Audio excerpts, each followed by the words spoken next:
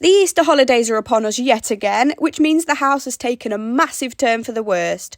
Honestly, trying to keep on top of everything while the kids are all home is like shoveling snow in a snowstorm. But I've committed to these midweek resets now and I can't lose my streak. I don't want to let things get too overwhelming either. So let's start in this pile of ridiculousness. And I know what you're thinking, Remy, why aren't the boys cleaning up their own bedrooms? And it's a valid question, but the fact is when it gets to this point of mess, it's just too overwhelming for a 9-year-old and a 4-year-old to contend with. So here I am getting it back to base level so they've got a clean slate to work with again. Now, these boxes might look like rubbish to you or I, but they're actually a very sophisticated work of art. And Rudy spent days working on them, so I can't throw the boxes away. And we have nowhere else to store them, so right now they just live in this corner. But yeah, it definitely makes a huge difference just moving the boxes off the floor. If it wasn't clear, yes, I do teach my children to tidy up after themselves, but kids still make mess. And when they're in a flow state of play, especially in times like the Easter holidays, this mess can happen in minutes. Am I going to stop them playing and being creative? No, I'm not. There's a 5-year age gap between them, and most of the time they're bickering. They're both at completely different life stages, so it makes my heart so happy when I see them actually engaged in a proper imaginative game together. You're probably also wondering, why is this video in vertical format? I thought you said you weren't going to do that anymore. Well, this was originally meant to be a short, but I just couldn't reduce it down to 3 minutes. I was having too much fun. Anyway, now I've got my preamble out of the way, let's get into a seriously productive reset. I was feeling so elated after this clean, because this room quite literally has been like a cloud looming over my head for days. So you've probably already noticed, but I'm working my way through the space in segments, like I often do, bringing the Connects box and a basket from the play kitchen with me, and I'm just collecting Lego and Connects as I go, and also making a little pile for rubbish. I really need to do a huge declutter in this room because things are starting to pile up, especially places like the bookshelf. I've gotten so much better at decluttering over the years, but getting rid of books still makes me so sad. But anyway, decluttering had to wait today because right now getting it tidy again was my main focus. I'll always recommend decluttering when you're overwhelmed with your house, but when there's so much chaos, it's hard to focus on what you're doing, so I think getting it as tidy as possible beforehand is the best thing to do. Of course, when the clutter is extreme, that's not possible, but when it's just getting to the point where it's hard to keep on top of the mess and it just happens so fast, my game plan is always tidy everything up and then declutter in sections. So with this room, I'd do the bookshelf area, the clothes, the drawers, the cupboards, and I'd view them all as their own separate tasks, rather than looking at the room as a whole and not knowing how to start. Doing it this way means you don't have to get it all done at once either, and just working on one small area makes all the difference to the overall space and how it functions. And then eventually, as you work your way through it, you'll look back and wonder how it was ever that difficult to maintain.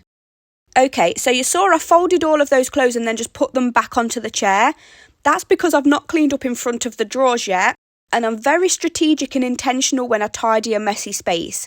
Logically, it'd make sense to put the clothes away straight after I'd folded them, but I know if I try to put them away when there's a mess in front of the drawers, I'm going to get stressed out. So I've pushed them neatly away until all of the floor space is clear.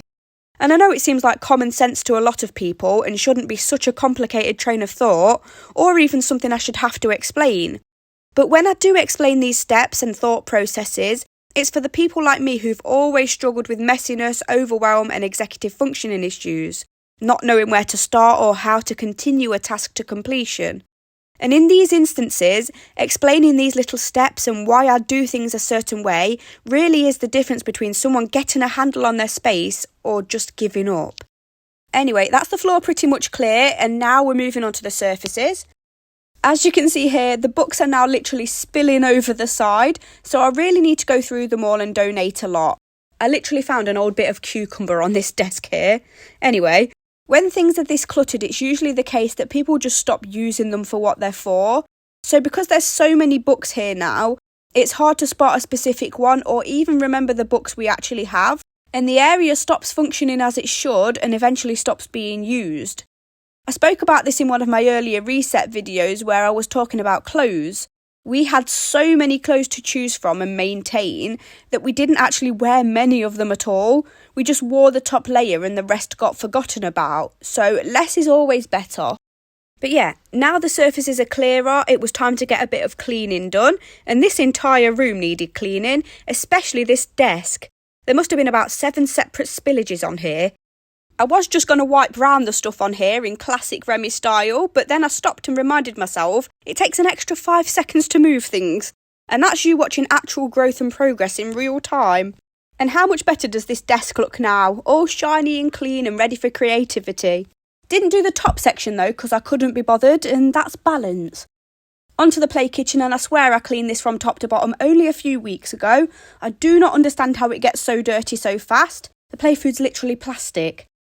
Things seem to be getting a lot grubbier a lot faster since I stopped Ike using the iPad. That was a long time coming. As of about 3 weeks ago now, he's had no iPad and no YouTube, and that's because he'd just become so obsessed with it. He'd wake up and immediately want to go on it. And the week before I banned it completely, he was trying to turn down trips out in favour of staying in and watching the iPad. Totally my own fault for letting it get to that point, of course, but it happened when I was pregnant. As a lot of you know, I suffered with something called hyperemesis. That's the play kitchen done, and I thought I'd declutter this little shelf because that was something that felt doable in the amount of time I had. And I felt so accomplished after doing this. Just a tiny little area, but something completed and ticked off my list. And it looks so much better, and the space now flows. We've got the Play-Doh toys, mat and a drawer of Play-Doh all in the same place and not scattered about everywhere. Then it was time to finally put the clothes away, and while I was doing this I also decluttered Rudy's school shirts, so that's another bit of decluttering done. And yeah, back to what I was saying about screen time. Basically, I was relying heavily on the iPad and screens to get us through the day while Charlie was at work. I was just so poorly. Not an ideal situation, but then I had Velma, got my health back, and he was still in the habit of wanting the iPad all the time. And I tried to limit it to one small time frame in the evenings and found his behaviour was still terrible and he'd just mope and wait for his time. And that was that. I was like, I can't be diplomatic with this. It's not good for his brain. I'm the parent and I need to be tough to be kind. My best friend bought these books over for Rudy to start reading, so I need to find a place for those as well.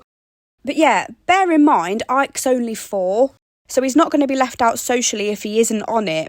Since we've gotten rid of it, he's a different child. He's wanted to get outside again, wanted to draw and create, chatting away again.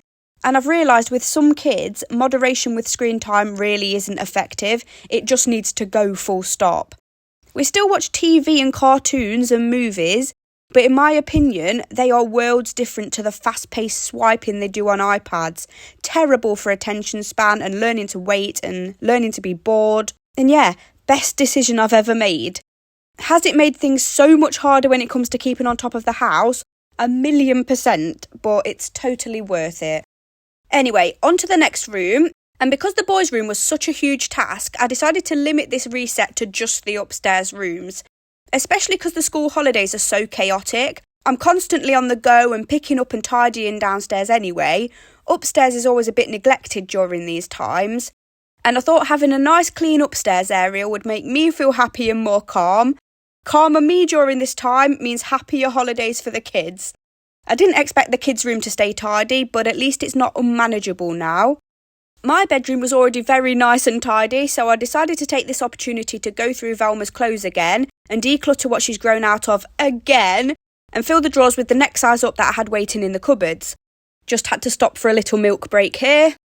I'm feeling very organised as a mum this time round, and I definitely attribute that to everything I've learnt since starting this channel. Making these videos have had such an effect on me and my mindset, more than I ever thought it could on messy old me, so I'm very pleased about that. And yeah, basically I'm doing what I did in the last reset video, which wasn't even that long ago, and I'm throwing everything that doesn't fit her into the white basket, then going through it, picking a few of my faves to save for memories, or if we ever end up having another daughter, never say never. At this point Charlie would be rolling his eyes and my mum would be saying, "Remy, no!" But yeah, then I'm putting her new onesies and vests into the drawers and any knitwear, socks, tights and co-ord sets into the white basket. Velma is 9 weeks old now and she's already in size 3 to 6 months. She's huge already and it's just going so fast. We actually had to go back for an extra health visitor appointment because she's so big for her age. If you know anything about centiles in baby weight, she was born on the 50th centile, which was a very average 7'7", and they're kind of meant to stay on that centile as they grow and follow that curve. But she jumped from the 50th to the 75th and then to the 91st. So they kept us on the list just to make sure she didn't jump up anymore. But I said to the nurse, what would you do if she had? I'm exclusively breastfeeding. And she was like, yeah, I don't really know because I couldn't tell you to reduce the feeds because you can't tell how much she's getting in the first place. I do understand the precautions, but I think it's quite silly. She's obviously very healthy and I just have a lot of fat in my milk. My boys were the same, very chunky, and then they evened out as they grew. Anyway, on to the last room, and here I was just going to be focusing on cleaning.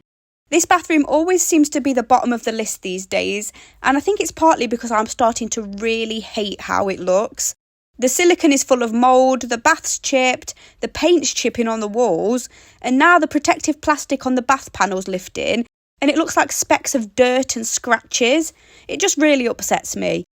I know there are worse things in life, but now I've seen how much of a difference just painting the other rooms in the house has made, I've gotten that itch. I want to redo this room as well. If you haven't seen those videos, go watch my kitchen deep clean and decorate video and my deep clean and nest with me video, because the difference a lick of paint, colour and some plants can make in a room is amazing. The rooms were looking so old and dingy, and now they make me so happy. So first I scrubbed all of the tiles with bleach, and then I gave these shower trays a good scrub as well, because they can become really caked in soap residue. The bath was also covered in bath oil and soap residue, so everything got a good scrub with bleach.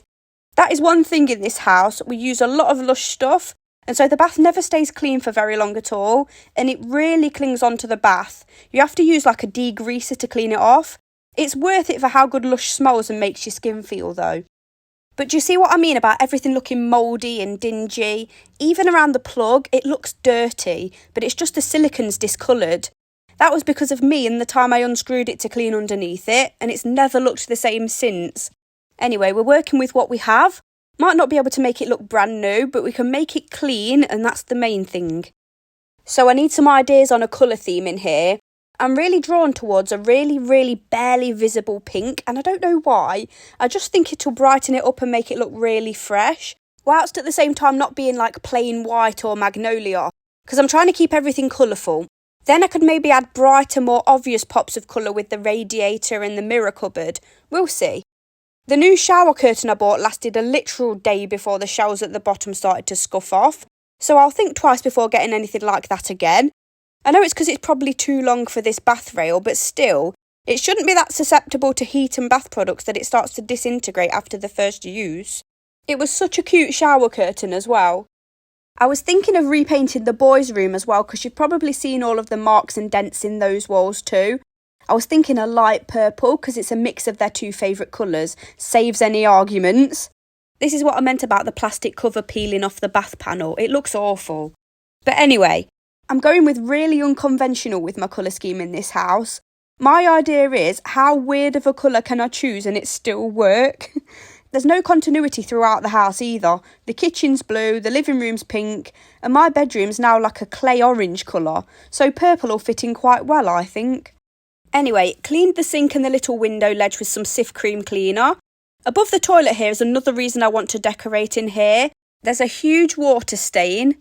And as I was doing this, the boys had discovered their lovely clean room and immediately started drawing and building. Already pen mark on the table, and it had been, what, an hour? They were happily playing downstairs all morning. It's like they think, oh, this is lovely, this is. I'll make myself comfortable. AKA, make it a mess. But to be fair, if I see a clean and tidy space in this house, I want to spend time in it too. Next, I gave the toilet a good clean, the most boring job in the house. And I know I should wear gloves to protect my hands. They are starting to look horrendous now. They look 10 years older than the rest of my body, so let that be a warning to anyone who doesn't bother with gloves. In case you were wanting to be a hand model, you won't be able to. I remember when I was 8, I got bit by my grandma's dog on the hand, left a massive scar right in the middle of my knuckle, and my mum's reaction was, "You'll never be able to be a hand model now." Yeah, because that was exactly what I was hoping to be. What a bizarre person she is. I think at that time I wanted to be a vet, and no, getting bit by a dog didn't put me off. I still love dogs just as much.